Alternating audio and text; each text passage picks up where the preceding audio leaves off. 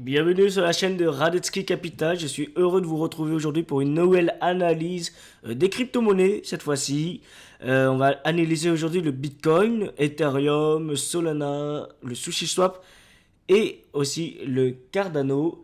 Et donc, on va faire une petite analyse pour revoir où en est le Bitcoin, s'il y a des potentiels de hausse, s'il y a une continuation haussière, si on continue un peu à ranger dans cette zone entre les 91 et les 100 000, parce que ça fait un petit moment déjà qu'on range dedans, avec des petites sorties de temps en temps par le haut à 105 000 et des sorties par le bas aux alentours du plancher qui est 92 000. Mais parfois on va le chercher un petit peu plus bas, comme là on était allé chercher le 13 janvier à 89 000. Bon, qu'est-ce qui fait notre Bitcoin? Pour l'instant, je trouve qu'il est attentiste. Donc, je me suis mis en 15 minutes pour avoir un visuel un peu plus tête dans le guidon. Et on pourrait se dire que, qu'il faut choper les points bas. Alors, on va déterminer ensemble les résistances et les supports. D'abord, on va établir les supports, puisqu'ils sont plutôt assez flagrants au niveau de l'écran. Je dirais ici, par exemple. Et lui là, voilà. Alors ça, ce serait nos supports à aller chercher pour éventuellement se positionner dans le sens achat. Donc boum, boum, et voilà. Ça, ce serait potentiellement nos supports et potentiellement des zones d'achat. Allez, maintenant on va faire un petit tour sur les résistances rapidement. Je vais quand même dégrossir un petit peu pour voir si on est toujours bon au niveau support, oui. En termes de résistance, oui, on en a là, que je vais mettre en rouge. Et rassurez-vous, je vais configurer tout TradingView pour avoir des patterns pour pouvoir être beaucoup plus efficace dans l'analyse et dans la compréhension de mes analyses. Je suis en train de travailler sur ce sujet, de traiter tout mon setup TradingView pour que ce soit optimisé à fond, pour que on soit pas obligé de toujours écrire TP1, TP2, que tous les patterns soient bien configurés pour des analyses optimales et pour de l'efficacité, simplicité et clarté. Ok? Donc voilà, walou. Je vais quand même regarder mon petit indicateur que j'aime bien en ce moment, c'est le RSI que j'affiche actuellement à l'écran. Je vais sauvegarder le programme, tiens. Et donc pour Bitcoin, comme on est actuellement dans un scénario plutôt gros range, je vais m'amuser à faire je vais chercher un petit indicateur. Donc voilà, là on peut voir quand même, on est dans un bon rectangle, donc un espèce de range, hein, parce que je vais vous montrer là, top, ok, là on fait des plus bas ici, et là on revient à faire des tops, et encore des plus bas, d'accord? Mais ça n'a pas cassé, donc en soi, là ça voudrait dire que comme on est revenu dans une zone là, on pourrait potentiellement retourner dans cette zone là. Ce serait le scénario. Alors là, ce serait pour en objectif, je mets en vert, et comme ça, on pourrait se dire pourquoi pas, Bitcoin pourrait retourner là-haut. D'accord? Ce serait un petit peu notre scénario, retourner dans les 105 000. Bien sûr, on peut se dire qu'on va chercher un objectif un peu moins lointain, qui serait les 102 000. Donc, je pense qu'on pourrait se dire que là, ce serait notre target. Voilà, les 102 000. Ok, maintenant on va passer du côté de Ethereum. On va enregistrer comme ça, ce sera fait. On va passer du côté de Ethereum et on va faire aussi à peu près la même analyse. Je vais indiquer l'indicateur RSI qui nous donnait tout à l'heure potentiellement sur Bitcoin, pardon, potentiellement un signal d'achat, puisque on est dans la zone 50-52. Et s'il y aurait un petit retracement, un petit pullback sur la zone, une fois qu'on a percé aux alentours de 55, on retournerait vers 50. Et après, ce serait un signal d'achat pour aller chercher les 66-70 qui voudrait là par exemple, si on va chercher les 60, ça nous donnerait bah, voilà, notre target. Et les 70, et bien la target du haut. la deuxième target. Mais bon, on va retourner sur Ethereum. On aurait peut-être, je ne sais pas, on va vérifier ça, la même configuration. Alors là, j'ai deux RSI, j'en ai supprimé un. Est-ce qu'on a la même configuration? Un petit peu moins. Je me mets en daily pour regarder un petit peu. Donc là, il y avait une assez grosse chute, mais bon, ça a l'air de plutôt temporiser, de souffler, mais de se renforcer surtout.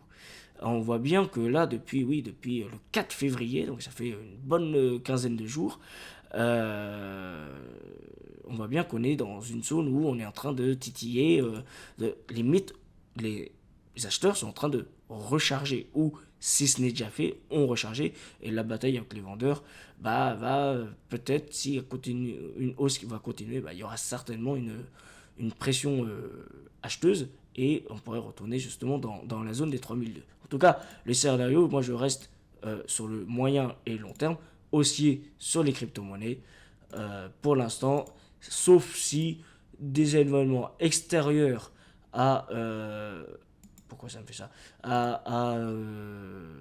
au marché en tant que tel viendraient perturber le cycle. D'accord.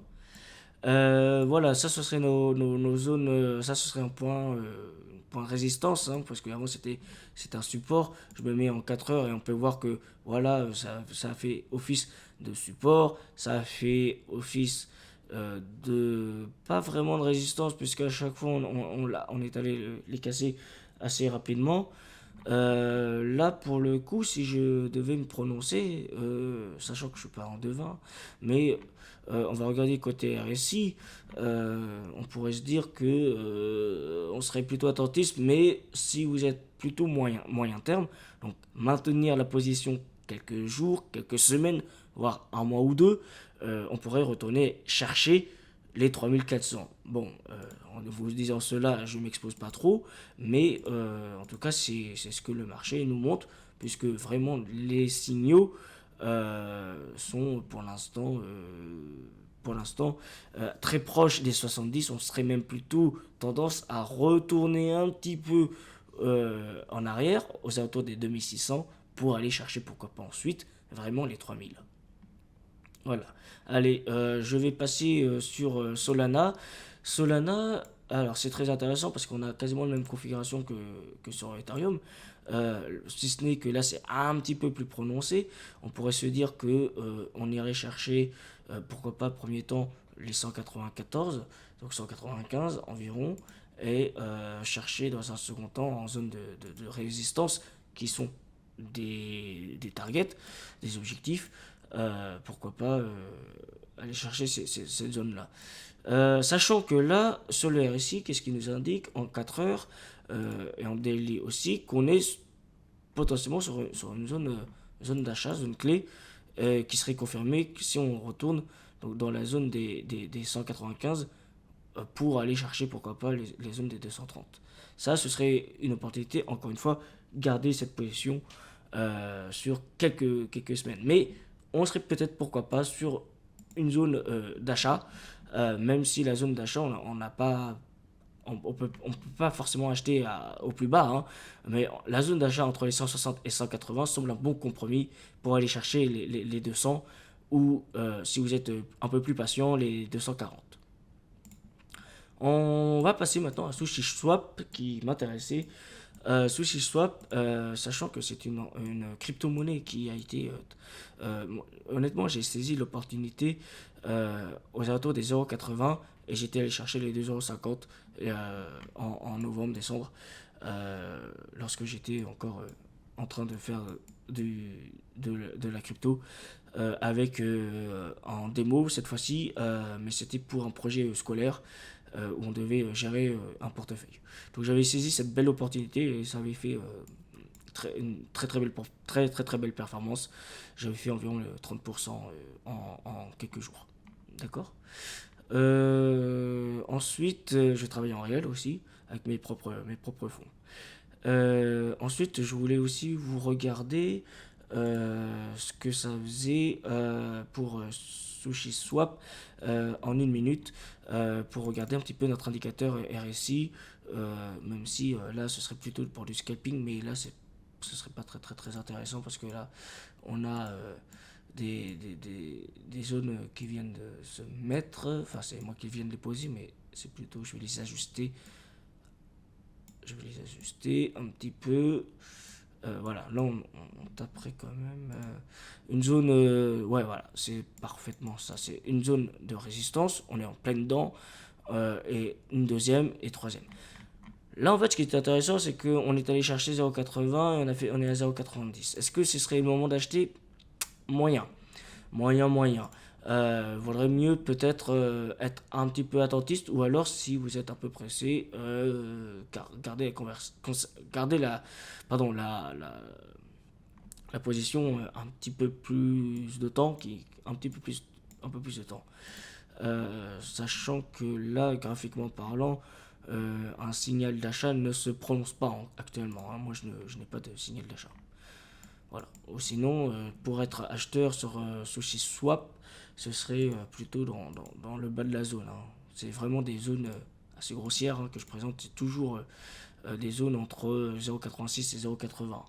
Après, si vous voulez chipoter pour quelques centimes, bien sûr, c'est très important quand on a plusieurs des gros capitaux, mais pour 10 ou 50 euros, voire 100 euros de placement, on peut se permettre aussi d'être un peu moins attentif, même si généralement lorsqu'on va sur ces cryptos là, c'est on a des capitaux un peu plus gros, on cherche à faire de la performance et on cherche à laisser en fond de portefeuille pour aller chercher pourquoi pas à nouveau les 2,50 dollars ou les 17 dollars. Voilà.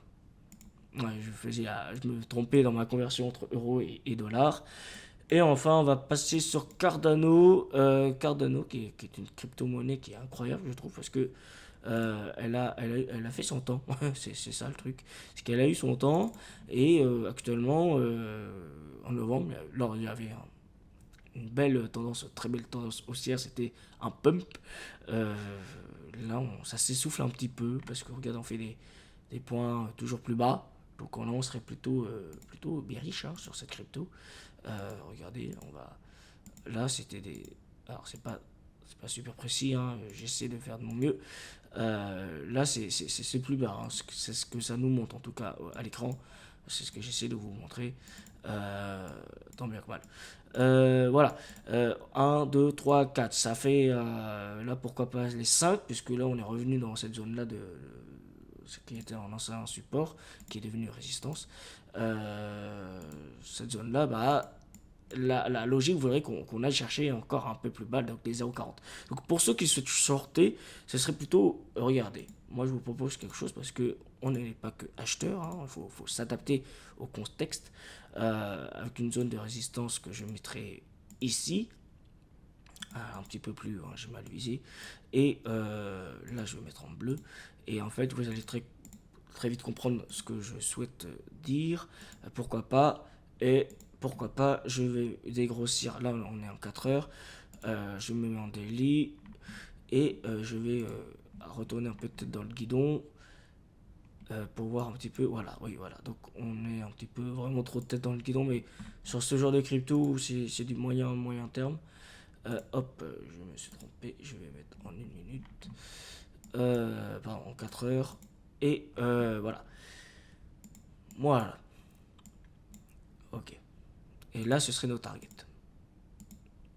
Voilà, comme je disais tout à l'heure, hein, je vais établir des patterns afin que lorsque je mets ce genre de configuration, on ait directement le TP1, TP2 avec les couleurs qui vont bien avec, etc. Afin qu'on puisse avoir un travail qualitatif et que ce soit assez rapide pour que vous puissiez bien comprendre et que ce soit suffisamment pédagogique. Donc voilà. Donc en fait, l'objectif ce serait, vous vous souvenez de cet indicateur position short que j'ai pris dans TradingView, hop, hop, et pour voir les ratios, donc là on aurait un ratio d'1.4, quasiment 1.5, on peut chipoter, et un ratio de 2.28, pardon, ça tourne un ratio de 2, ce serait plutôt pas mal, mais faire attention quand même à cette zone, parce que c'est quand même bearish, le sens il est bearish, mais en tout cas on pourrait se dire qu'on est plutôt baissier sur cette prise de position si on devait en prendre une sur cette crypto-monnaie qui est Cardano. En tout cas, c'était tout pour moi pour aujourd'hui. C'était Radetzky Capital. N'hésitez pas à vous abonner, n'hésitez pas à commenter et aussi à liker, à me soutenir en vous abonnant pour être tenu au courant des actualités, au courant des nouvelles actions, des tendances des marchés, des indices, des cryptos. Et moi, je vous souhaite une très très bonne séance sur les marchés. Prenez soin de vous et à très bientôt.